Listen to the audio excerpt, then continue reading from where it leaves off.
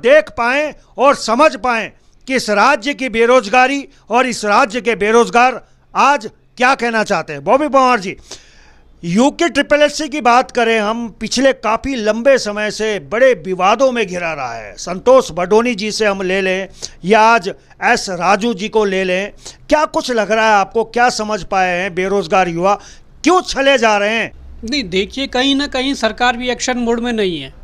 कई बार प्रदेश भर के तमाम बेरोजगारों ने ये मांग उठाई है कि अगर ये जो पदाधिकारी बैठे हैं वो आयोग के सचिव हो, आयोग के अध्यक्ष हो या परीक्षा नियंत्रक हो, ये जो बैठे हैं इनके कार्यकाल के दौरान कई परीक्षाएं भ्रष्टाचार की भेंट चढ़ी है। उसके बाद प्रदेश भर से बेरोजगारों की मांग थी कि इन लोगों को तत्काल प्रभाव से हटाया जाए, यहाँ पर किसी ईमानदार व्यक्ति को बिठाया जाए जो प्रदेश के बेरोजगारों का जिससे हित हो।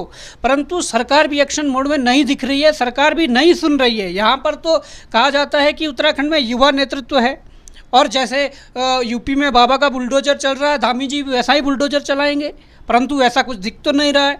बुलडोजर चलाना है तो ऐसे माफियाओं के घर पर बुलडोजर चलाओ, ऐसे माफियाओं की संपत्ति जब्त करो जिन्होंने उत्तराखंड के युवाओं का जो भविष्य है उसको नर्क में डाल दिया है।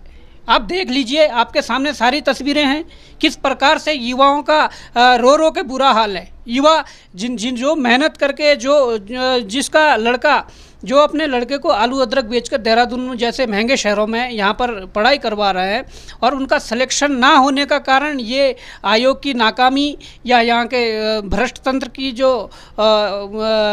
भ्रष्ट तंत्र जो है उसका जो खामियाजा यहाँ के युवाओं को भुगतना पड़ रहा है, बड़ा गंभीर युवाओं को भुगतना पड़ रहा है।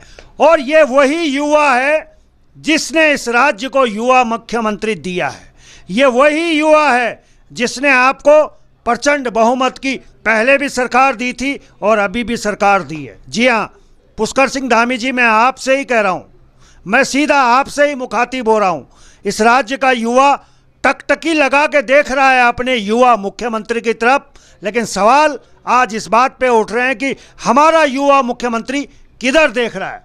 जी यशपाल जी, कैसी तैयारी करी आपने और आज जो कल जो हुआ है क्या हुआ है? ये सर, मार्क्स को कम कर दिया गया और जो पोस्ट मिलनी थी वो नहीं मिली और एक में ही नहीं हजारों बच्चे हैं।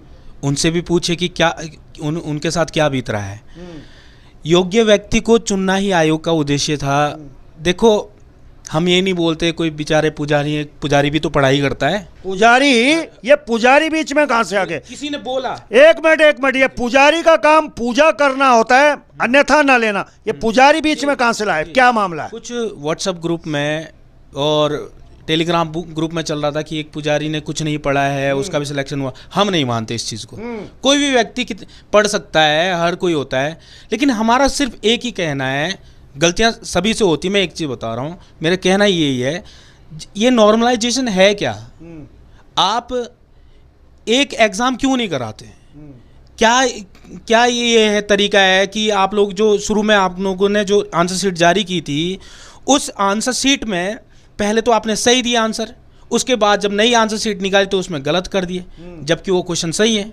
और दूसरा तरीका है, किसी के आपने 10 नंबर बढ़ा दिए या 6 नंबर बढ़ा दिए और किसी के आपने 4 नंबर कर दिए। आप सोच लिए किसी के बढ़ा रहे हैं, किसी के कम कर रहे हैं, तो ये तो गैप पैदा हो रहा है। चलिए आऊँगा आपके पास। ये गैप पैदा हो रहा है, ये कौन सा लुका छुपी का खेल चल रहा है भाई?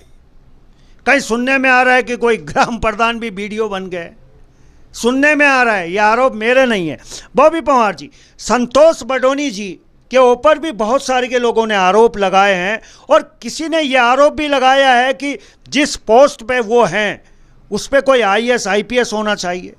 क्या कुछ कहना चाहते हैं इस पे? ये मेरे आरोप नहीं है, मेरे पे जो आरोप पहुंचते हैं मैं उनका जवाब लेना चाह रहा हूँ। नहीं, बिल्कुल, जिन लोगों ने आप तक पहुंचाया उन्होंने सही कहा। जो सचिव का पद है वो PCS या IAS का पद है, परंतु संतोष बडोनी तो PCS नहीं है, IAS नहीं है। हमें तो चयन प्रक्रिया पर ही यहाँ पर डाउट है कि किस प्रकार से चयन पर हुआ है। उसके बावजूद इनके कार्यकाल में इतनी भर्तियां भ्रष्टाचार की भेंट चढ़ी है, तो उसके बाद इन्हें हटाया क्यों नहीं गई? क्या राजनीतिक शय इन्हें मिल रही है? और वास्तव में मिल रही होगी, क्योंकि कई भर्तियां ऐसी है जिनमें इन्होंने एक्सेप्ट किया है, आयोग ने एक्सेप्ट किया कि हाँ गलतियां हुई है, नकल हुई है। जब सब कुछ हुआ है तो फिर आप हाथ खड़े क्यों कर देते हो, उन पर कार्रवाई क्यों नहीं होती है? सबसे बड़ी समस्या ये है। तो इसमें कौन करेगा कार्रवाई? या आयोग को कार्रवाई करनी पड़ेगी या गवर्नमेंट को आगे आना पड़ेगा। तो ये जब तक नहीं होगा तब तक ये चलता रहेगा और जस के तस स्थिति बनी रहेगी।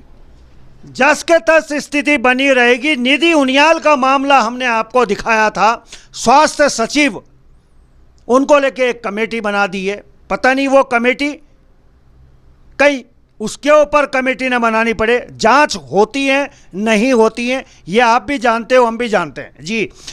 इसके अलावा ये भी एक बात सुनने में आ रही है कि 3 शिफ्टों में क्यों पेपर करवाए जा रहे हैं, क्यों एक शिफ्ट में नहीं होते? 3 शिफ्टों के पीछे क्या लग रहा है आपको? इसके पीछे क्या है आधार, उनका क्या सिद्ध करना चाह रहे हैं?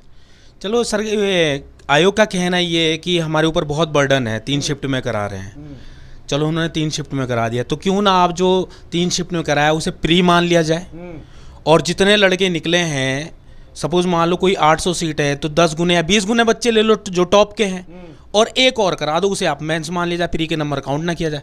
तो ऐसा क्यों नहीं करते थे कि एक नोटिफिकेशन जारी करे ये आयोग और ये बोल दे कि ये प्री की तरह था, जितने सेलेक्ट हुए हैं उसके 10 गुना ले लो जो टॉप के बच्चे हैं, कहीं ना कहीं उन्हीं का ही होना है। मैं ही नहीं बोल रहा हूँ, सपोज मान लो और 20 गुना ले लो, 30 गुना ले लो, एक एग्ज़ाम आसानी से कराया जा सकता है कि ऐसा करवा दो आप, पता चल जाएगा कौन सही तरीके से गया। जो योग्य व्यक्ति होगा वो तो जाएगा, जो नहीं होगा वो कैसे जाएगा, उसका पता चल जाएगा आप लोग।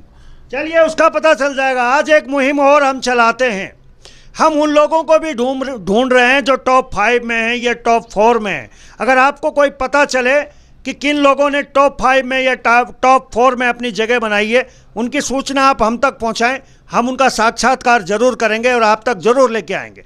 या इसके अलावा आपको लगता है कि इसमें धांधली हुई है तो उसके आधार आपके पास में क्या हैं?